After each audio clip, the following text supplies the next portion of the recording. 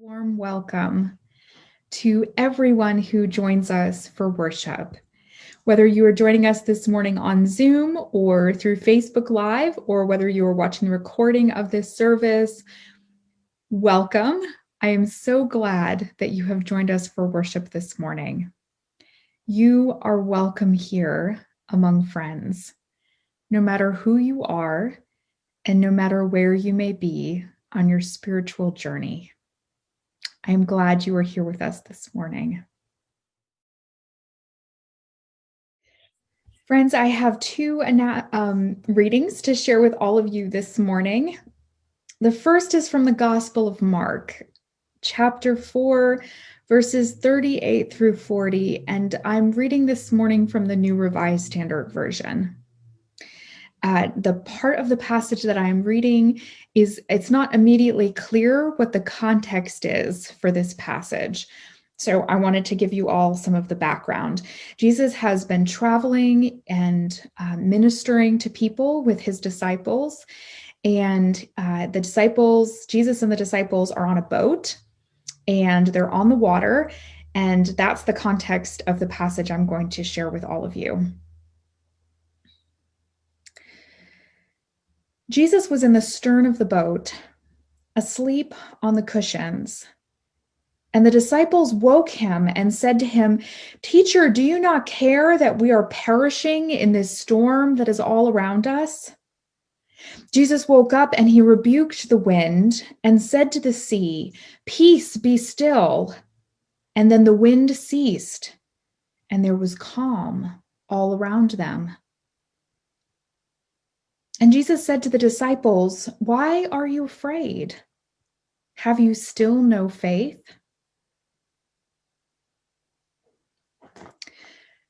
The second reading I want to share with all of you this morning is from the book entitled Sabbath as Resistance: Saying No to the Culture of Now by Walter Brueggemann.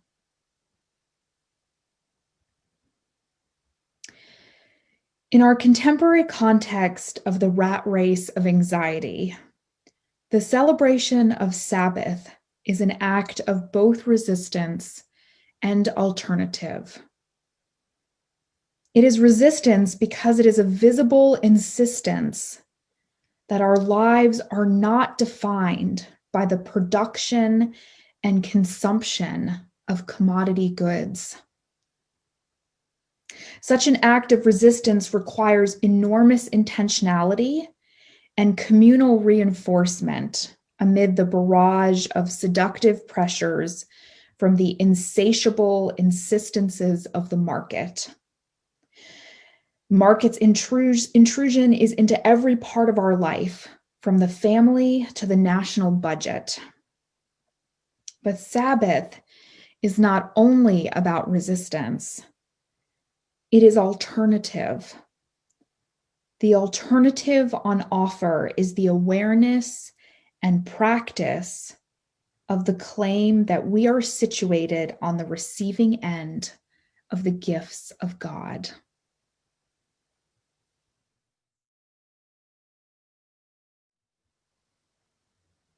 Friends, please join me in settling into our waiting worship this morning.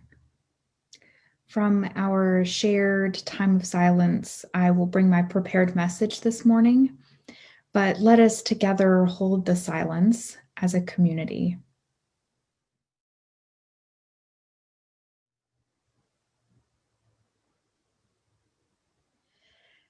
I am really great at talking about rest as a spiritual practice.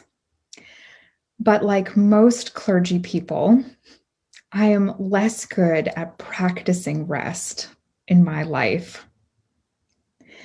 That is part of the reason that I love this story from the Gospel of Mark, the story of Jesus rebuking the storm. But it isn't the miracle of the storm ceasing that speaks to me in this story. It's the fact that Jesus was taking a nap when the disciples wake him up, insisting that the storm is about to overtake their boat. Jesus seems vaguely annoyed that his nap has been interrupted.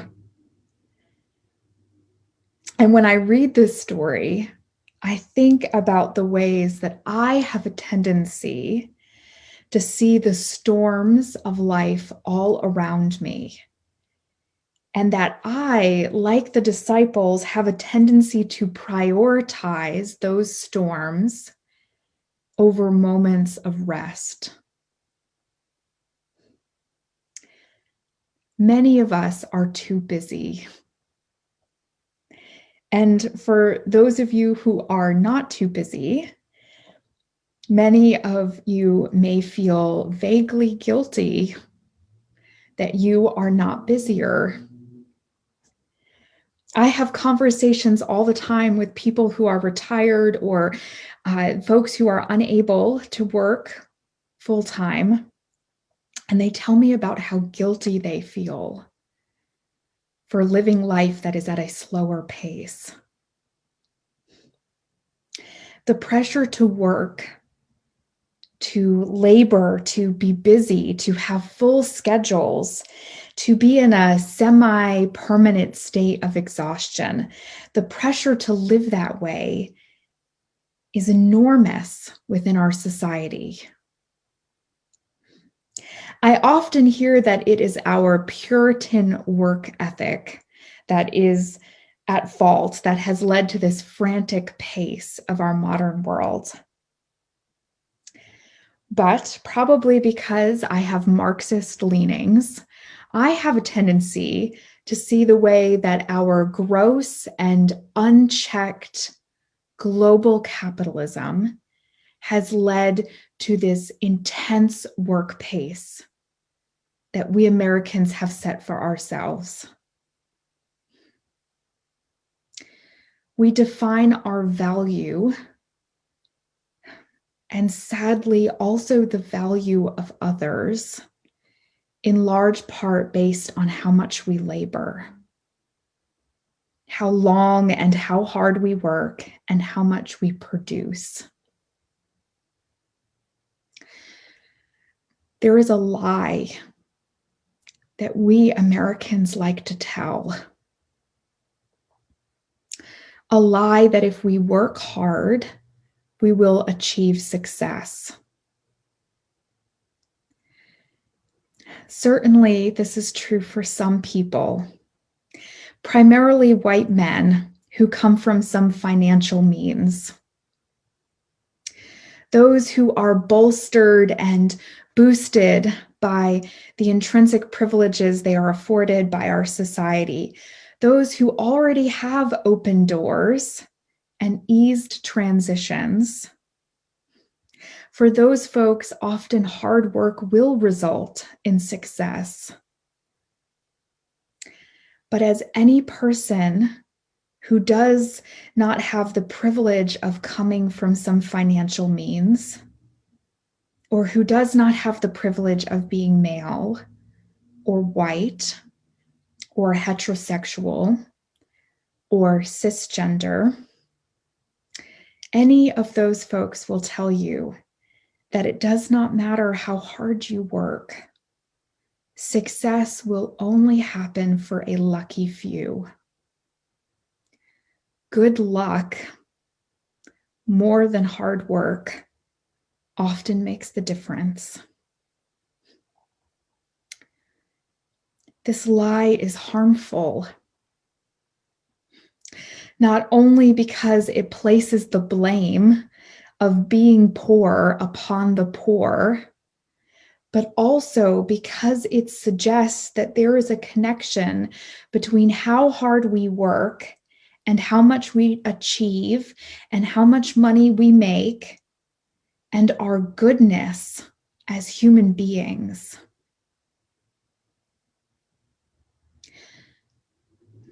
But our faith as Quakers, and for those of us who are Christian, our faith teaches us the truth.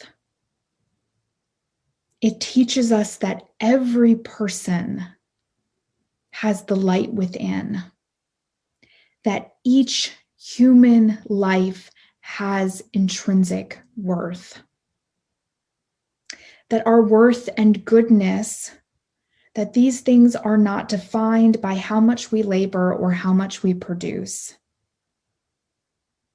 We are worthy because we have the light within, because we are human, because we are beloved children of God. This truth is unshakable and it is irrefutable. And because it is foundational to our lives as people of faith, we do not need to fear rest. Instead, we can embrace it as the holy practice that it is, a practice that allows us to fully connect to our own goodness within, to our own wholeness, and to the living presence that is all around us at all times. If we are too busy, we cannot connect with the divine. If we focus on the storm that is around us, if we are too frantically busy and too worried, we will not see the truth of God's goodness and grace. God's goodness and grace that bring peace amidst the storms of life. We also cannot be our best selves if we do not rest. We cannot make space to listen for that still small voice that calls us back to the part of ourselves that is merciful, the part of ourselves that is patient and kind, the part of ourselves that is persistent and resilient. We are so concerned with doing that we fear that we cannot rest. But the reality is we will be less capable of doing, particularly doing good, if we do not take time to rest.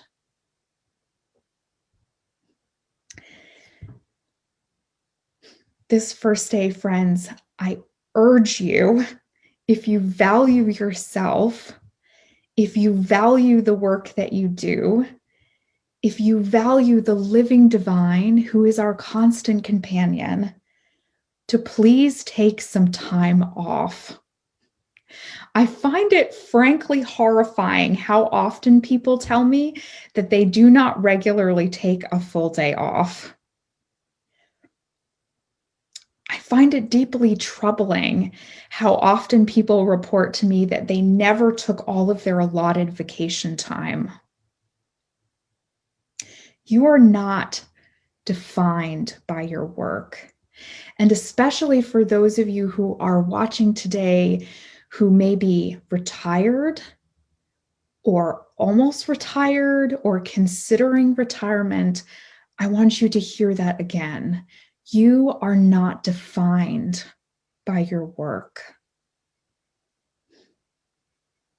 You are whole and wholly beloved, regardless of how much or how little you labor. Be like Jesus. That's the heart of my message today. Be like Jesus and take a nap. Perhaps especially if there are storms all around you.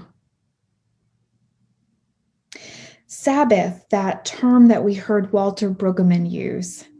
Sabbath is a term that comes to us from Hebrew scripture. And it means different things depending on if it is used in a Jewish context or in a Christian one.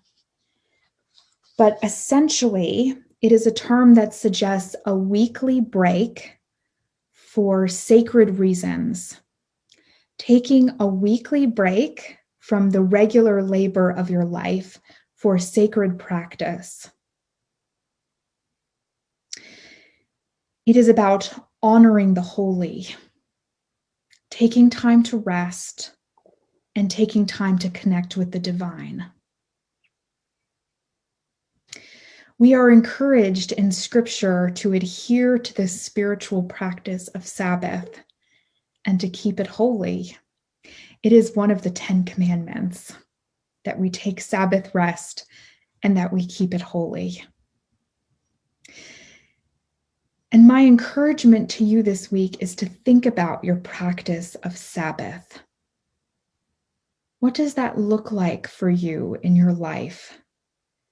How do you keep that time holy and separate from the regular labor of your week?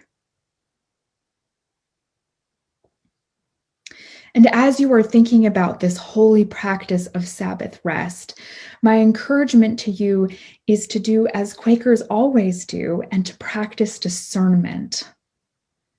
Discernment about the work that fills your week and your life. What of your commitments? What of the things that you have committed yourself to in your life? What are those things? And what of those things are no longer bringing you joy? Which of your commitments are most important to you? And not just important because they are enjoyable. Which commitments do you have in your life that are connected most deeply to your ethical center, to who you are as a moral and spiritual person? And which of your commitments are you doing simply because you didn't say no?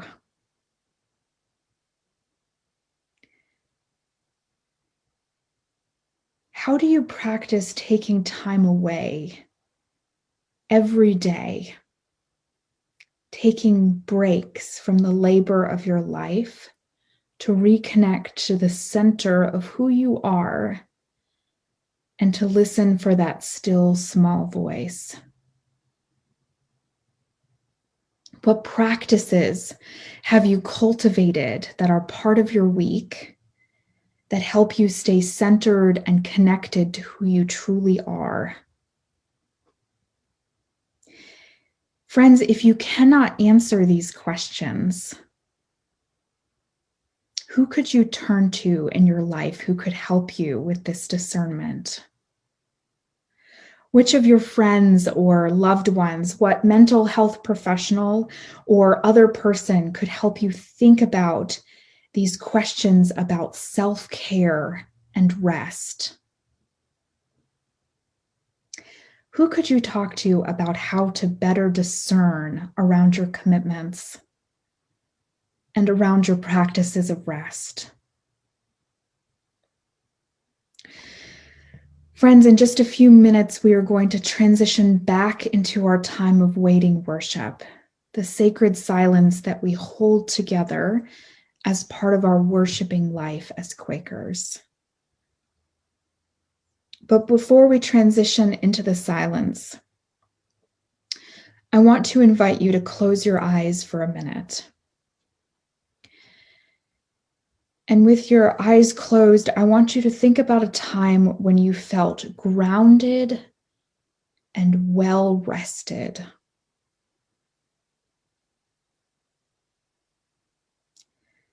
Think about a time when you felt profoundly connected to the Spirit.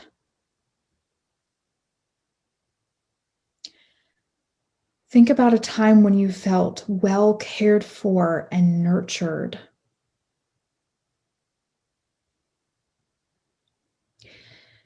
Now, as you are thinking about these moments, these examples of a well-rested life, I want you to take a few minutes from the silence this morning and think about what made your life well-rested in those moments. Did you have regular self-care practices that helped you feel that way? Were you surrounded by friends, by a community that took good care of you? Did you have fewer commitments in those moments? Were you working less? Or was the work that you were doing more meaningful? I invite you in our waiting worship this morning to discern around these questions. And in that discernment, I want you to remember the truth of the faith that we share. The truth that you are loved and that you are worthy. Your worth is not defined by how much you work. Allow yourself the space that you need to grow and to flourish. Breathe deep this first day and recommit to resting well.